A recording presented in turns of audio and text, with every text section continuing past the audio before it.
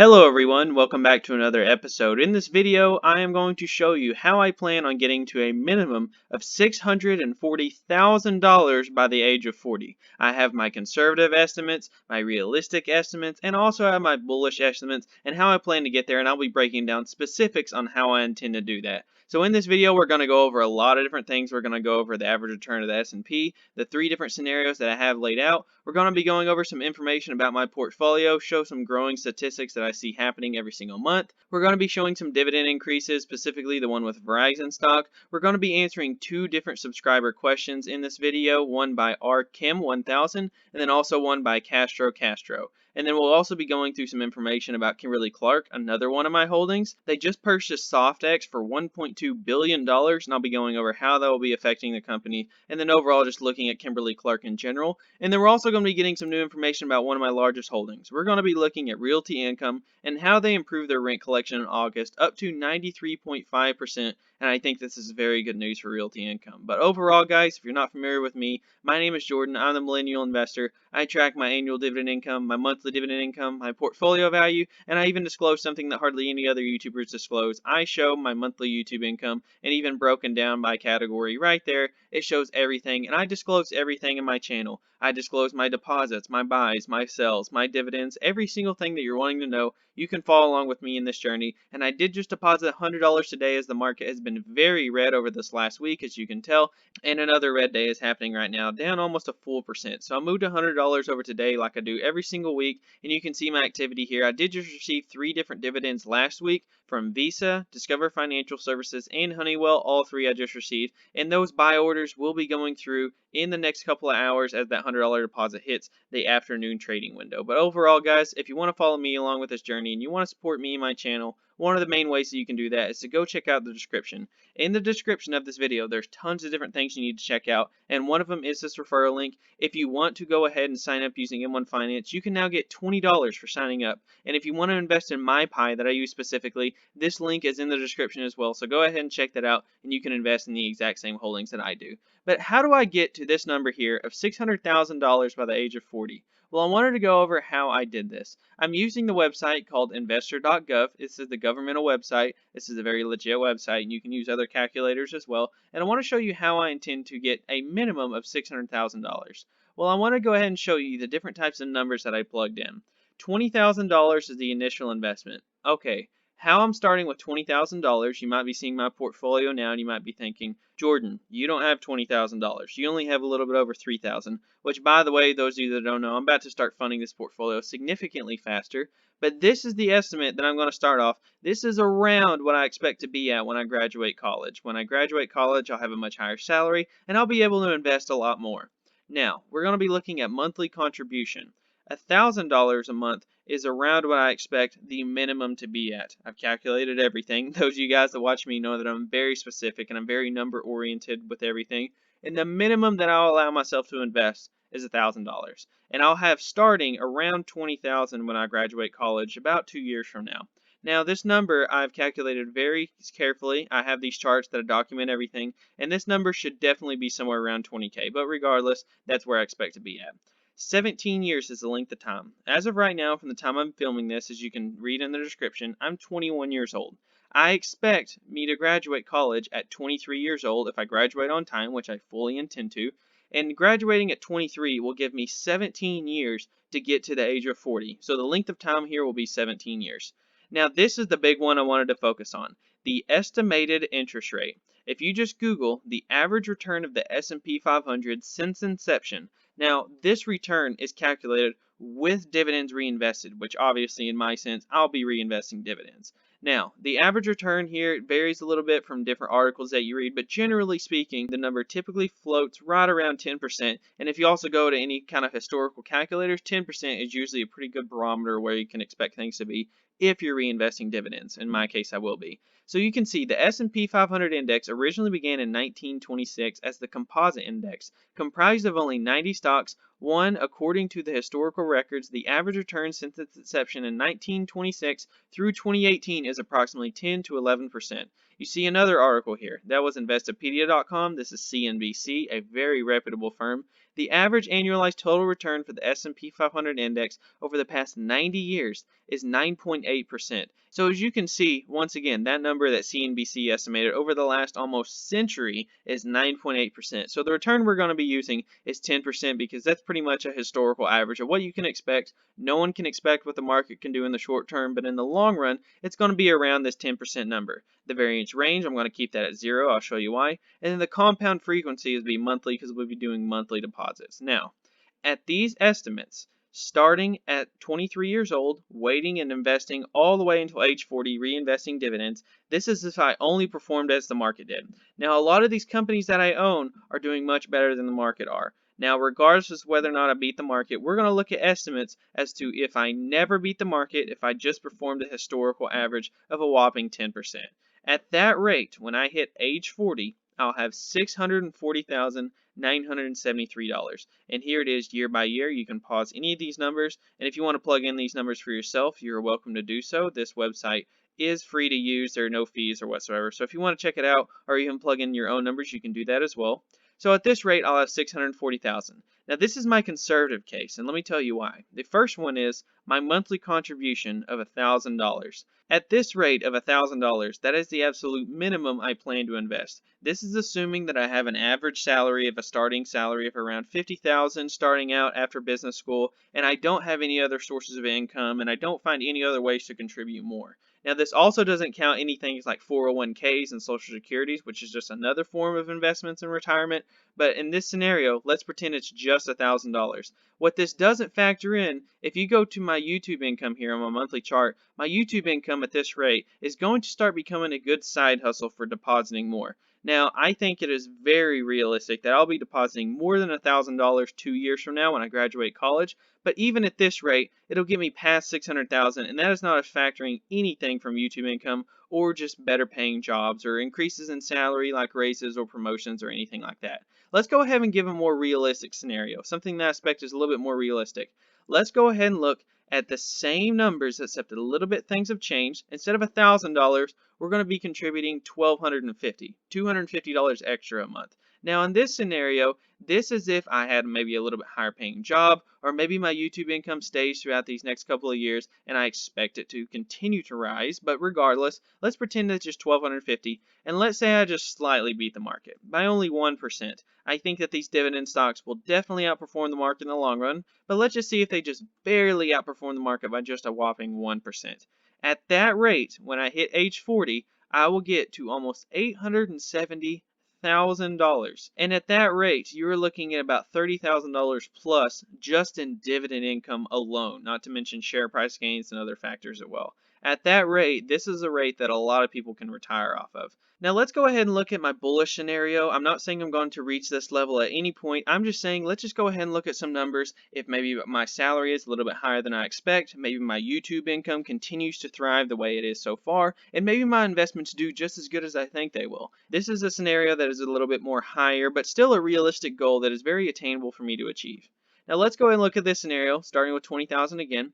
Let's deposit $1,500 a month rather than $1,000 a month. Length of time still the same, waiting till age 40. And in this scenario, we're going to get a 13% return. We're going to beat the market by a pretty good margin. Our average will be 13% rather than 10%. Compounded monthly. Now you can see that this number is drastically higher. The results that I gave before, you see that we had $640,000 with $1,000 a month in average return. The $1,250 a month with a 1% beat is $870,000. And in this, with a 3% beat with $1,500 deposited, gets me about $1.3 million. And at this rate, this is easily enough to retire off of. So these are the kind of projections that I get questions about all the time. What I plan to look forward for retirement, what my long-term goals for the portfolio is. And while this isn't so much factored around my reasonings behind while I'm investing, this is just to give you an idea of what I'm shooting for. With the absolute minimum, my absolute bare minimum goal to hit by age 40 is $600,000. And the reason why I like that number, $600,000, is for a couple of reasons. At the average market return of 10% a year with dividends reinvested, at that rate, you're looking at about $60,000 a year just in your portfolio gains on a historical average. And the dividend by itself, you take $600,000 and you type in 0.04, multiply that times a 4% yield, that is $24,000 a year, or exactly $2,000 a month, just in your dividends. That will cover a lot of bills, cover most people's mortgages, and who knows if it will be a lot higher or lower than this, guys. But this is just to give you an idea of what I try to expect from my portfolio. But let's go ahead and jump into some news, and let's look at some different news articles, and let's also answer some of these YouTube comments that I have in some of my recent videos. The first one is from RKim1000. At the Millennial Investor, you should think about creating multiple pies within M1 Finance. For example, tech sector, Apple, Microsoft, Visa, MasterCard. Consumer, Disney. I'm sure he meant to say Pepsi right there. I'm sure that's supposed to be PEP. But PepsiCo, McDonald's, Nike, healthcare sector, J&J, MRK, United Health, and so on. I'd love to hear your thoughts. Now, obviously, I'm sure you watch my videos. I don't own all of these. I own a couple of them, like Visa. I own Pepsi. I own McDonald's. And I do own Johnson & Johnson. And there's a reason why I give some of these scenarios for why I don't like to own sector-specific ETFs. Let's go ahead and give the scenario with real estate. I own 3 different REITs, and I have Realty Income, I have WB which is right here, and then I also own Store Capital. So let's give the scenario in the sense that real estate really starts to lag for no particular reason, their share prices really hold up, and let's say for no reason whatsoever that Realty Income has gone down significantly in share price, and WP and Store Capital are still doing great. In that scenario, I would love to beef up my position in Realty Income and fund that portfolio a lot heavier in a scenario with Realty Income underperforming than some of the others. Now, let's say something changes, and let's say some of the environment changes in the market with real estate or any of these individual companies. Let's say that I don't really like so much what Realty Income's doing. Something changes with their business model, with their management, whatever. And in that scenario, I still want to buff up my real estate sector, but I don't want to buff up so much with Realty Income. I don't want to have to buff up a sector-specific ETF like real estate and give it to some other stocks that might be lagging in performance and I might not be as confident in. One of these scenarios I can give an example with is Whirlpool. Whirlpool is a stock that I am over doubled my money on. Whirlpool has went to a sky-high valuation a lot faster than I ever thought it would get there, but I am not selling this stock. I just lowered my target by 1%, and now I am raising it in other categories. Now, I don't want to do that to all consumer stocks like Whirlpool. I can still be bullish on the consumer sector in general. I'm just not as bullish on Whirlpool as I once were about 6 months ago. So with this question, Arkim, I don't really like having sector-specific ETFs. I definitely am not against it. I think that for a lot of people, it can work very good. But for me, I like to focus on my individual companies, on my individual businesses. It gives me an opportunity to see the individual performance with every single one of them. And when I like to make a change, I like the change to be significant enough for me to increase or lower my stake in something large enough that it makes a difference in my portfolio, especially when you're only dealing with a couple $1,000s invested. But regardless, I think that this is the way that I like to do it, and I don't intend to change it really anytime soon. Let's go ahead and get to the next comment. Let's go ahead and get it to a comment by Castro. Question from a person who is pretty new to the stock market. This guy has been following my channel for at least the last couple of months. I've seen his comments before. Isn't it less risky to simply own VTI or VOO instead of owning 30 or 40 different stocks? Would you ever consider doing that? If not, why not? Thank you. And the response that I wrote to him was, "Hey Castro, while theoretically owning VOO is less risky, I must first ask you a question. Is Pepsi going to go bankrupt anytime soon? What about McDonald's? Coca-Cola has been paying dividends since the 19th century. All 29 companies I own are extremely profitable, and I assume they will be in the future as well. With significant risks comes a significant amount of ignorance. As long as you are buying stable companies, you will be fine, whether that be in an ETF or an individual stock.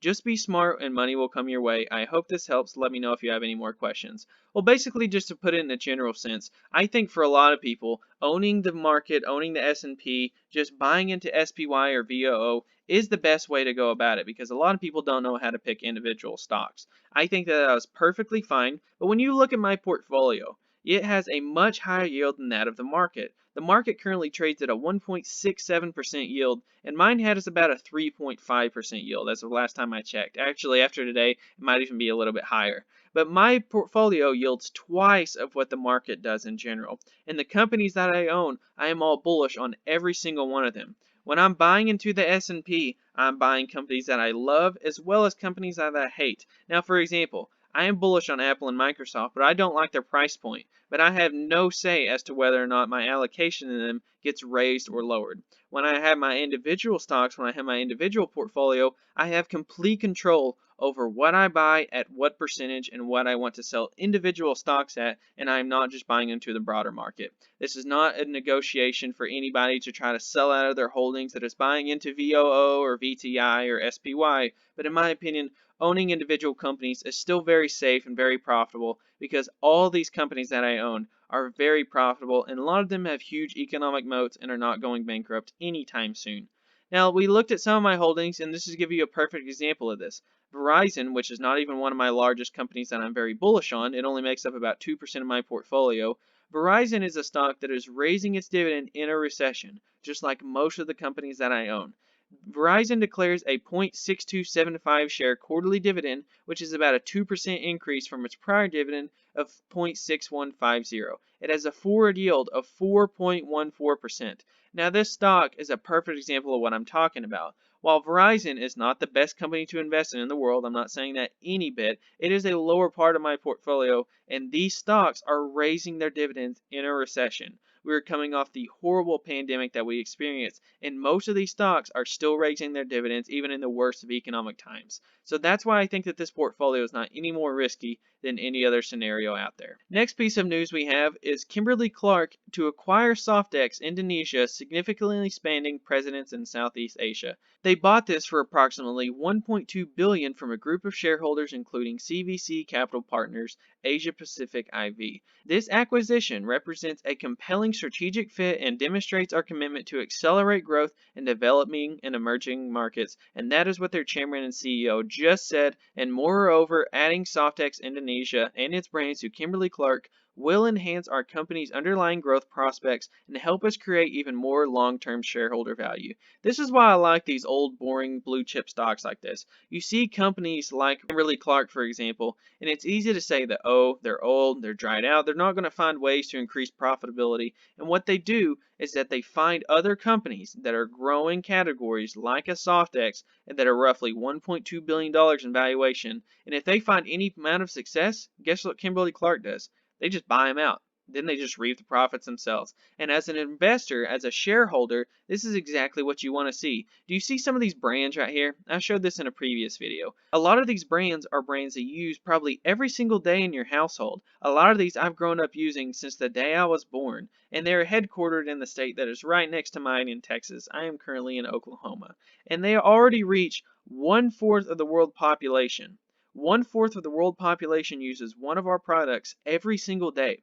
And as they continue to do acquisitions like this with Softex in Indonesia and Southeast Asia, I think that there is a very good chance that Kimberly-Clark will continue to make this number even higher. While 1/4 of the population is already saturated, there's always more people to capitalize on. There is always a way to increase margins, increase sales, increase profitability, and of course, as always, like me while I'm investing in them, find a way to increase that dividend. That's how they found ways to raise it from 88 cents to 92 to 97 to $1 to $1.03, and now they're up to $1.07, and I'm sure they'll raise that next year as well. And Kimberly-Clark is a stock that I'm continuing to buy at pretty much all prices. So Kimberly-Clark, another great investment there. And if you're watching this video, it is one of my core holdings. Last but not least, let's get to the second largest holding in my portfolio. It makes up 7% of my portfolio. We're talking about Realty Income, my real estate investment trust, and Realty Income improves rent collection in August. It raises it up to 93.5% of its contractual rent is collected across its portfolio, an improvement of 92.3% for July and 87.8% for the second quarter of 2020. You see how these numbers are gradually skewing upwards, how they're gradually getting better and better? It went from 87.8% average to 92 to 93.5.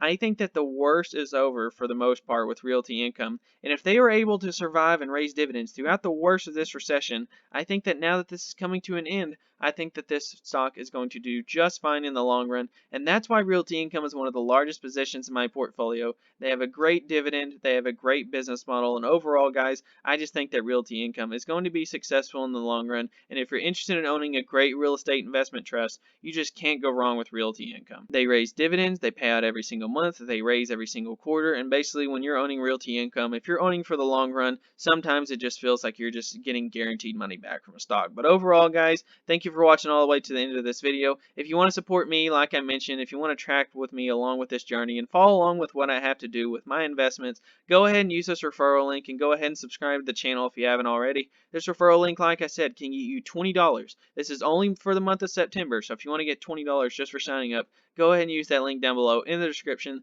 Thank you guys so much for watching. If you have any questions down below or want to leave me any more comments like the two I answered in this video, go ahead and leave it down below, and I'd love to answer any questions that you guys have down below. Thank you guys so much for watching. I'll see you next time.